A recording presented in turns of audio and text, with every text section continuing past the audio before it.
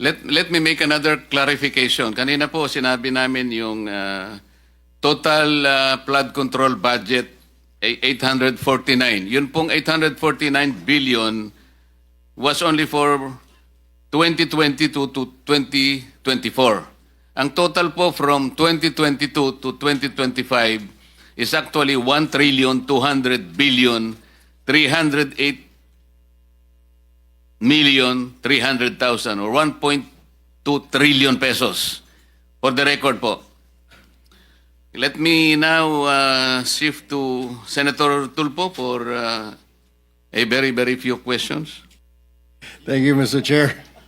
Mr. Chair, may we invite the COA district head in First District in Bulacan and the Bulacan DPWH First District Alcantara to be present next hearing, Mr.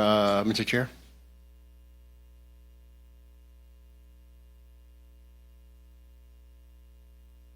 Mr. Chair, can we invite the COA First District of Bulacan and the District Engineer First District Alcantara to Certainly. Director General, please take note of the request. All right. Now let me direct my question to the Department of Public Works and Highways. Mr. Secretary, based on the list released by the President, there are top provinces with flood control projects. Okay? Pero they're not on top of the list na flood-prone area. Like Cebu with 414 flood control project, Isabela 341, Albay 273, Leyte 262, Camarines Sur 252. Tinitignan ko po itong listahan. Wala po sila dito sa top 10 flood-prone province. Ang number 1 po dyan, Pampanga, Nueva Ecija, Pangasinan, Tarlac, Bulacan, Metro Manila, Maguindanao, North Cotabato, Oriental Mindoro, Ilocos Norte. Ang tanong ko po, Mr. Secretary, ano po sinunod ho natin dito? Yung hazard mapping po ba? O sinunod natin yung politiko kung saan niya gustong ilagay yung pondo niya? Mr. Secretary. Your Honor, as I have explained, actually po, yung paglalagay po ng projects, ng flood control projects, under the National Expenditure Program po ito, no? Under the National Expenditure Program, meron po kasing allocation for each engineering district. Allocation po. And then, if you say there is a 1 billion allocation for a engineering district, ang policy po namin dito is 70% of that should go to the core program of the department, which is National Road Program Management and bridges, and of course flood control projects. So, ito po yung core program ng department. So at the end, these are prioritized. And 70% of the 1 billion, as I said, 1 billion, theoretical 1 billion, can be allocated for local infrastructure. So in the allocation of that 70%, it's all up to the priorities in that district where to put the allocations, either in roads or flood control, Mr. Chairman. So at the end of the day, ang kwan po nito is actually we, as I mentioned, it has to go through the process of the projects would have been included in the regional budget proposal.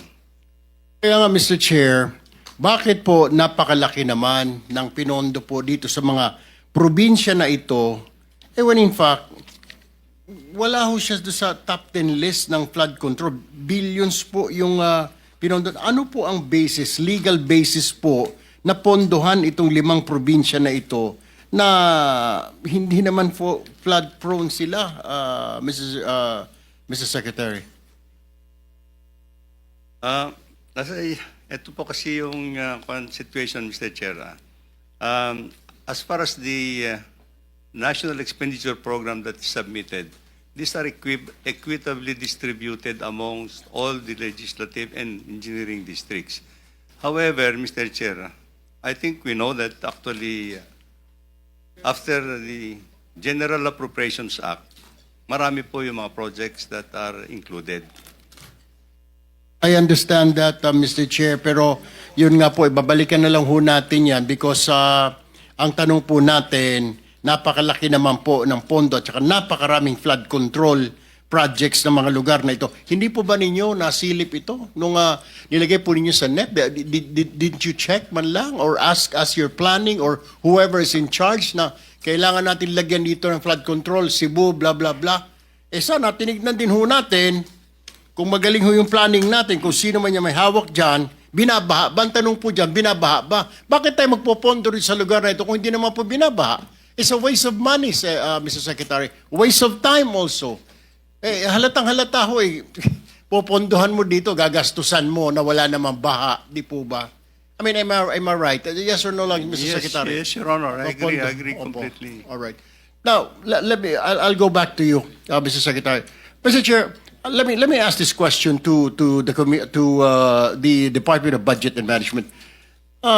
Madam Secretary, ma'am, wala po bang hindi po ninyo chinecheck? So, basta nag-request lang ng pondo, rireleasan ho ninyo. Hindi man lang matatanong para saan po itong pondo na ito, billion po ito, flood control. Wala ba kayong to counter na flood control, kailangan ito to justify? I mean, release lang ho tayo ng release kasi sabi ni congressman, sabi ni ganito, hingan ko ng pondo, etc., etc. Kailangan ko kasi baka hindi. Pag hindi ko nireleasan, baka ipitin ng pondo ko sa budget hearing. Mr. Chair, good noon po sa ating lahat.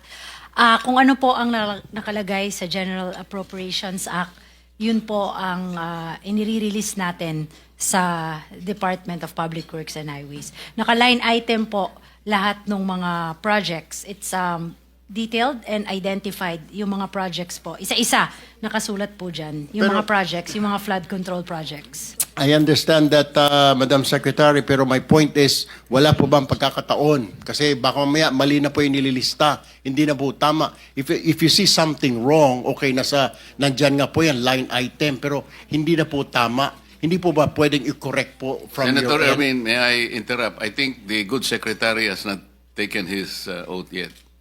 Am I correct? So, Hindi po. Sorry, late po ako. I came Director from General, another... can you please administer the oath of the Secretary of DBM?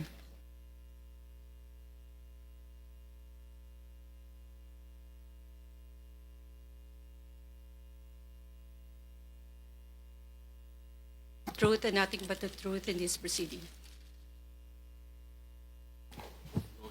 Proceed, Senator Erwin.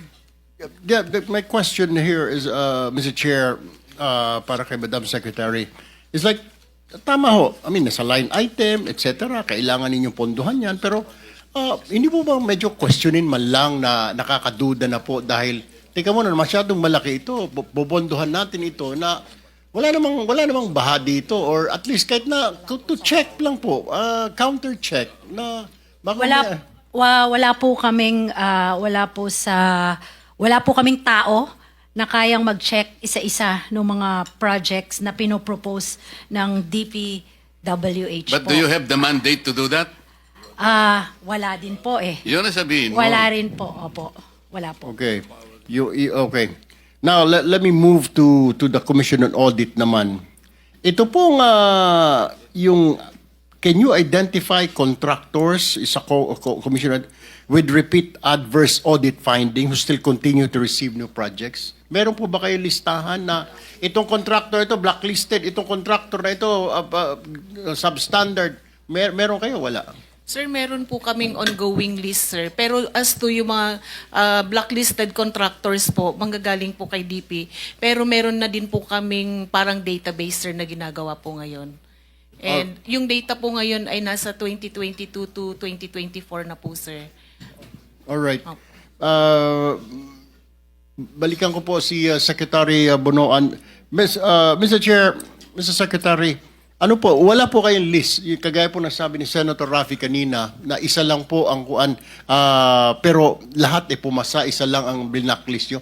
Of this 15, lahat po ito good performance so ito since 2022. Lahat po nagawa nila, na kumpleto nila yung project. As far as our monitoring records are concerned, Mr. Chair, this is completed naman yung sa records namin, no? Completed. As far as the central office records are concerned, actually, I'm not saying that in the field this could be a different story, but actually in our monitoring records in the department, they are completed because completed po lahat yung records, completed po. Completed, pero what I'm saying is like, hindi nyo sigurado sa inyo sa main office, lalo na yung office mo, kung yung proyekto kagaya na pinakita ni Chair Marcoleta kanina, yung wasak o durog na tulay or whatever it is, yung embankment, hindi ho ninyo monitor yan? Kasi, Hindi. Because we... so pwede kayong dayain ng mga tao ninyo sa region, sa district, pwede magsinungaling at sasabihin, Secretary, tapos na po ito. So wala kayong way to find out na yung project na yon completed at hindi substandard? Wala pong ganon? Well, we rely actually on the data that is fed to us, actually, the central office, Your Honor, at that point in time. No? But, This data, Mr. Secretary, you're just relying sa mga tao ninyo sa field, sa district engineer, Yes, Your sa Honor. regional director. Yes, Tama Your po? Honor. Tama po. So, ang ibig niyo pong sabihin, yung dadaanan kong tulay, pupunta ako sa probinsya ngayon, hindi ko sigurado kung safe po ba yun, talagang matibay ba yun, because you're just relying. Paano kung substandard po yung tulay? Kagaya po nang nangyari sa Kabagan, Isabela. Paano po yun? How? How will you know? How will I know? Na driver mo, kasama ko, pamilya ko, mag-out of town kami, long weekend pa naman, next week, this Thursday. Paano pala, kung substandard pala ho yung tulay na yun? Let's not talk about flood control muna. Let's talk about these projects. Kung hindi po ninyo na-monitor, at yung umaasa lang kayo sa mga tao ninyo, how are we going, ika nga, masasabi natin na safe yung kalsada na yan, safe yung tulay na yan? Kung umaasa lang po kayo sa report ng district engineer, project engineer, regional director, may kutsabahan ho yan eh. Let's face it, alam nyo naman ho, may kutsabahan. Tama po ba? With your RD, DE, project engineer, at saka contractor, may kutsabahan na yan, Mr. Secretary. Your Honor, I think your premise is correct. That I think at the central office, even me, I would just have to rely on the authenticity of the reports that come to me actually from the field offices, all over the country. Okay. So until such time that there's a report, there is a report that will come to me that hindi tama, then that's the time that I have to have an action on it, Your Honor. My last question, Mr. Secretary, to give way to to our colleagues here. Mr. Secretary, alam niyo, namomonitor niyo ho ba na karamihan sa mga RD ninyo at district engineer ay mga kontratista din? May mga construction company? That they have construction firms? Hindi po. This is one thing that I want to unearth actually in this process, Your Honor. Hindi niyo na rin ba narinig yung in-house construction, Mr. Secretary? Kami na lang gagawa, kagaya po na nangyari sa akuan. Kami nang gagawa, ako nang gagawa dahil ako district engineer. Kasi may construction company. Hindi nyo rin po naririnig yung in-house construction na yan? You are asking whether Yes. there are district engineers who are contractors? Yes. Will you not also ask how many congressmen are contractors? Mamaya pa yan sa second round, Mr. Chair. Dito muna sa second round yung tatanungin ko. Yes. Go ahead, Mr. Secretary. Well, I cannot ascertain anything, but I think honestly I have heard of this one. Ang huli na lang, I'm sorry, Mr. Chair, I lied to you. Na meron po ba kayong mga lifestyle check? Kahit in your inter lang sa office ninyo na baka yung mga undersecretary natin, 5 yung bahay dyan sa Corinthians, yung ilang USEC natin, may mga eroplano, may mga yate. May ganun ho ba? Wala rin. Your Honor. Wala rin. Okay. Kasi sir, sabi for now, kay kami nag-uusap-usap dito, sa DPWH mo rin makikita ang pinakamayaman na opisyal sa ating bayan. The Department of Public Works. Dati po, Bureau of Customs. Ngayon, Department of Public Works and Highways na. Dahil billion po pinag-uusapan. But anyway, thank you po, Mr. Chair. I yield the floor. Second round na lang po ulit. Sandali lang po ito, bago ko makalimutan. Madam Secretary of the DBM, will you be able to submit to this committee the flood control projects budget from the unprogrammed funds and BICAM insertions starting from 2023, 2024, and 2025? Yun lamang unprogrammed and BICAM insertions, flood control projects. Kasi po, kaya gusto naming emphasize ito, mas malaki po yung kinikita ng politiko dito sa unprogrammed and insertions. Bigyan ko na po kayo ng example. Yung politiko, sabi po sa report, initial report, pagka ganito yung tipo ng project, 30% siya. Yung bidding back and losing bidders, inaayos po yan That's 5%. Project implementation, andyan na yung DE, at saka yung kakutsaba, quality control, 5%. And then, DE and others, 5%. Quality control, 2%. Meron pang COA, 1%. Madam COA, this is an open secret. Regional directors and USEC through the DE, 4%. Contractors tax, 7%. Contractors profit, 15%. Tsaka yung royalty. Ito po yung panghiram-hiram ng mga lisensya. 5%. Alam mo ang total, Madam Secretary?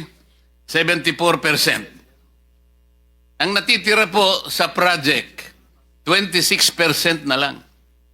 O ibig sabihin po, kung ang flood control project is 100 million, ang talagang magagamit is 26 million.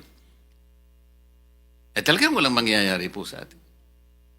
Kaya ko lang po tinatanong, sana padala po ninyo 2023, 24, at saka 2025. We will furnish the committee, Mr. Chair. Okay, Your tas Honor. follow up lang po. Salamat po. Follow up po kasi may valid po yung point niya kanina. Identified na po natin yung 11 probinsya na flood-prone areas per the National Adaptation Plan of the Philippines 2023-2025. Bakit po 5 lamang na probinsya ang napagtuunan doon sa flood-prone provinces na yon? At ang napagtuunan po ninyo, wala po doon sa listahan na yon, is Cebu Province, 414 projects.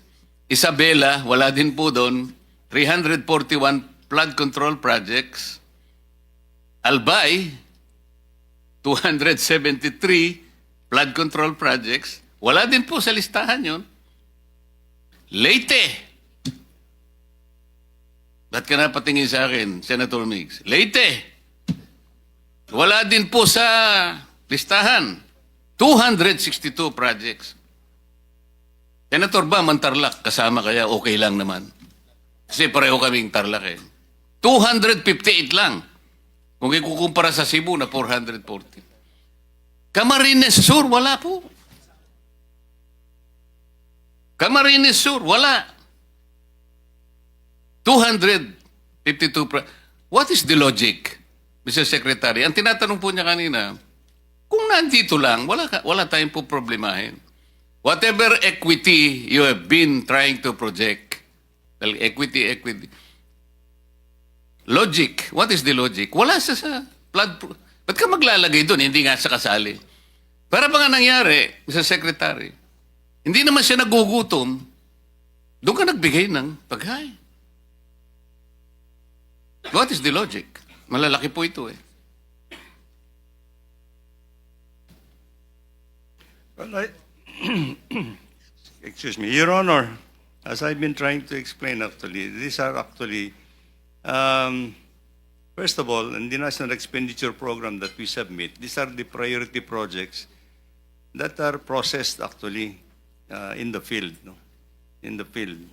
So whatever is the proposal. Naintindihan po natin yun. If it is processed on the field, you will start doon sa listahan ng flood-prone areas. Yes, Your Okay Honor. lang yun. Yes, Your Honor. Do not start with the areas na wala naman pong panghanib Opo. ang pagbaha. Questionable po yun eh. So dito po makikita talaga yung talagang walang coordination. Kahit ang natutupad na lang talaga rito yung mamaya sasabihin mo kung sino-sino because you have to name names. Sabi mo kanina, ikaw ang nagpanukala nito. So I will ask you to name names later on. Yun muna po. I will call the former Senate President, Senator Subiri, for your questioning. Maraming salamat, Mr. Chairman. Mr. Secretary, good afternoon to all the members of the DPWH Good afternoon. and Secretary Pangandaman and all the other departments. Alam mo, let's address the elephant in the room, Mr. Chairman. Let's already address the elephant in the room. The DPWH is not all at fault. Kasi yan, kanina pa, nahiya lang si Secretary, Mr. Chairman. Pero in our conversations together, but together with Secretary Mina, namamanggal yung budget. Iba yung NEP, paglabas po ng ng GAA, yung General Appropriations Act. And I've had conversations with the good secretary na sabi niya, wala na yung aming flagship projects. Wala na kaming road right of way. Out of sheer frustration. Hindi kasalanan ni Sec yun, Mr. Chairman. Kasi tamang sinabi niya, pagdating sa NEP, vetted na yan. May RDC Council approval yan. Napakahirap, napakahigpit. And the DBM also knows that there's a vetting process. Kaya paglabas po ng budget, iba nang itsura ng budget, wala na po silang magagawa dahil batas po yan. Kailangan po nilang i-implement yun. That's the elephant in the room. Kaya tama si Toby Chanco sa Kongreso kahapon. Ibigay yung mga amendments from the NEP and after the BICAM. Kasi napakasimple lang po yan eh. Ito po yung NEP, ito po yung amount. Yung marami dyan, walang kalokohan na projects, walang flood control, walang cat's eyes, walang pagbili ng solar lamps, paglagay po ng road barrier, rock netting, tsaka yung pintura sa kalsada. Paglabas ng budget, inamend yung budget nila, linagay na po lahat yun. We need to find out the proponents of that, and the President is in the right track. Kasi I've seen the President's frustration when I was Senate President na talagang bakit namamanggal yung budget, ba't nawala yung aking legacy projects. Kaya for 3 years, nawalang legacy project yung ating Pangulo dahil nga, siguro there was a free hand and we're all guilty, no? Both House and the Senate. So, I think, wag na tayo magsanto-santo dito. Ilabas na natin yung listahan. Sino ba nag-amend yan? Tapos, depensahan ng congressman o senador sa Luneta kung kaya niyang idepensahan. Ba't niya linagay doon? Tama ang sinabi ni Chairman. Maraming project dyan, ghost. Meron pa nga, hindi ghost. Ginawa, pero kalahati lang. Supposed to be 100 linear meters. Naging 15 linear meters na lang. Di dapat kasuhan yun because that's a public infrastructure project. If it is not 100 linear meters under the contract, they do 50 linear meters. You can file a case like what they did to Napoles and file a case against them for substandard projects. Kung pag na yun, gumuhon tubig, gumuho din yung project. Labas ng kabilya, walang kabilya, kawayan lang. Nandun sa Albay, sa home province ng aking nanay. Panay, coco lumber. Diyos ko po. Tsaka bato. Tapos semento. Yung semento, mas manipis pa sa platito yung semento. Yan, kasuhan yan. Kasuhan ka agad yan. Tapos tignan mo yung proponent. Kung wala po sa NEP yan, sino ba naglagay na politiko dyan? Yan ang tanungin natin. Kasi there's always a day of reckoning in the elections. You will always say, kayo pala proponent na itong mga substandard projects. Ay, lagot kayo sa amin kasi binaba kami dito. That's the elephant in the room, Mr. Chairman. I did not want to make an opening statement, but watching this talaga angers me. And I am so happy that the minority leader, together with Senator Lacson, together with Senator Sherwin Gatchalian, our chairman of the Committee on Finance, and the members of Congress now will be transparent. If there are amendments to be made in this budget, let's defend it on the floor. Kung may kalsada doon sa gitna ng probinsya ko ng Bukidnon, walang tulay, yung mga teachers nalulunod, yung mga estudyante nalulunod, I will stand up here and defend a bridge project for that. And then convince my colleagues for that amendment with the approval of the local government unit, the RDC, and the DPWH. Pero yung mga bulagaan lang na after one night, nandun na lahat. Wala na po silang mavevet, wala na po silang magagawa. Kawawa din yung mga to. They become our punching bag. But let's start from the beginning. Where did the funds come from? Where are the sources of these funds? And let's expose it once and for all. Parang sa nangyari sa Napoles, lumabas lahat ng pangalan. May mga politiko ay ilabas sa mga pangalan. Ilinabas nun ni, at that time it was Chairman Chofisto Gingona III. Yung anak ni Vice President o Senator. Linabas niya for them to defend themselves in the annals of the halls of the public opinion. So, Mr. Chairman, I pray for you. I want you to have more power, more strength, and better health. Because in the next few meetings to come, in the next few hearings to come, people will look towards you and this committee, together with the DPWH and the... Now, I'm so happy that Ma'am Mina Pangandaman, she inspects projects na. Maganda po yan, ma'am. You're the only secretary of the DBM that I know who's gone out of the office and actually do actual inspection. Kasi tama po yan. Kasi pag humingi sila ng pondo sa project na yan, alam na ni Ma'am Mina, bakit ko bibigyan ng project yan na palpak yung project na yan. So at least alam niya na. So I salute them for now their process for reform. But we must fix what has happened in the past. And if cases have to be filed, let's file the cases if need be. Thank you, Mr. Chairman. Thank you for your prayers, Senator Monsignor. Prayer for you, Mr. Chairman, and the members of this Thank committee. you. Thank you.